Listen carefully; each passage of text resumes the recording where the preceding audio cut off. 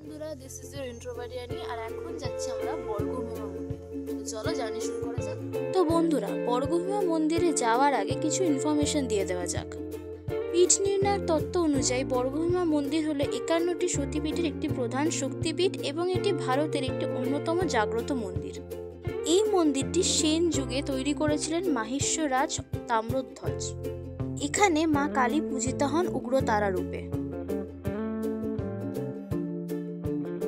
আর আমাদের ভারতের বহু বিপ্লবী এই মন্দিরে শপথ গ্রহণ করেছিলেন মাতৃভূমিকে পরাধীন মুক্ত করার। এমনকি বিখ্যাত সাহসী বিপ্লবী ক্ষুদিরাম বসু এখানে পূজা দিতে আসতেন।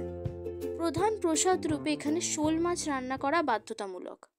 এই মন্দিরে বলির প্রথা বাতিল হয়ে গেলেও বছরে একবার এখানে বলি হয়েই থাকে।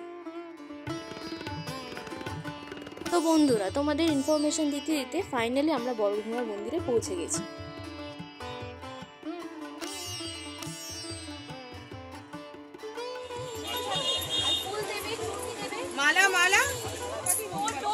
আর এখন আমরা এই দোকানে চলে এসেছি পুজোর ডালা কেনার জন্য।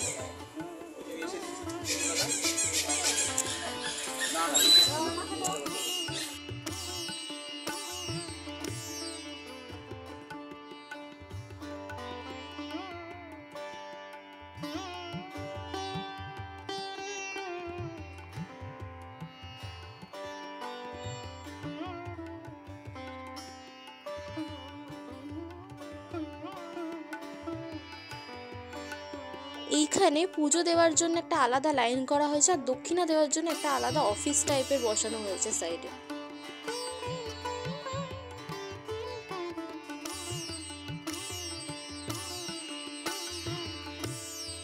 এই যে সেই অফিসটা, পুজো দেওয়ার পর এখানে এসে সবাইকে দক্ষিণা দিতে হবে। এখানে বিভিন্ন ধরনের দোকানও বসেছে।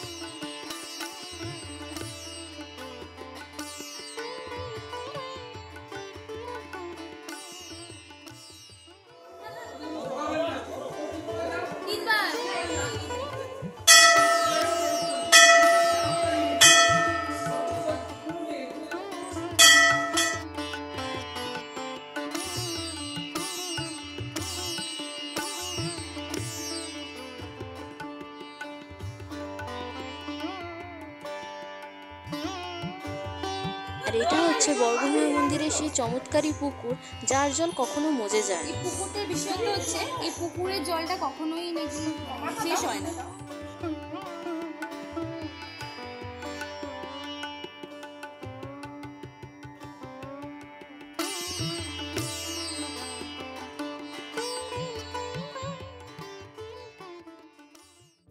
তো ফাইনালি পুজো দেওয়ার পর এবার যাচ্ছি ব্রেকফাস্ট করতে।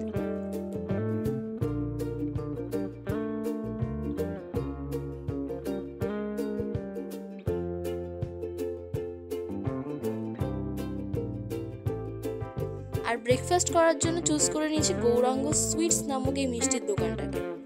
ব্রেকফাস্ট হিসেবে মা ইডলিকে বেছে নিয়েছিল, আর আমরা বাকিরা কচুরি ডাল বেছে নিয়েছিলাম, আর খুব টেস্টি ছিল। ব্রেকফাস্ট শেষ করার পর ফাইনালি এবার বাড়ি যাওয়ার পথে আমরা। দেখতেই পাচ্ছ বাড়িতে ফিরে এসেছি, আর ওদিকে লাঞ্চের জন্য সব রেডি হয়েছে। ততক্ষণ আমি ভাবলাম একটু ঝুলে নি দোলনায়। আজকের লাঞ্চ একটা বিশেষ জিনিস ছিল, সেটা হচ্ছে পনির রোল, যেটা গৌরাঙ্গ সুইটস থেকে নিয়ে এসেছিলাম, আর খুব খুব টেস্টি খেতে ছিল। লাঞ্চ কমপ্লিট করার পর এখন বসে আছি ডাব খাওয়ার জন্য। ওই যে আমার জামাইবাবু ডাব নিয়ে আসছে।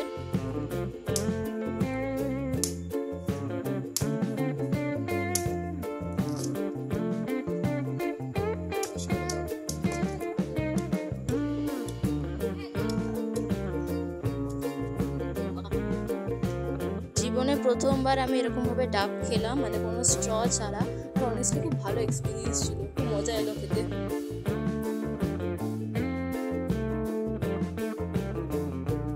ডাব খাওয়ার পর চলে এলাম একটু ভাত ঘুম দেওয়ার জন্য।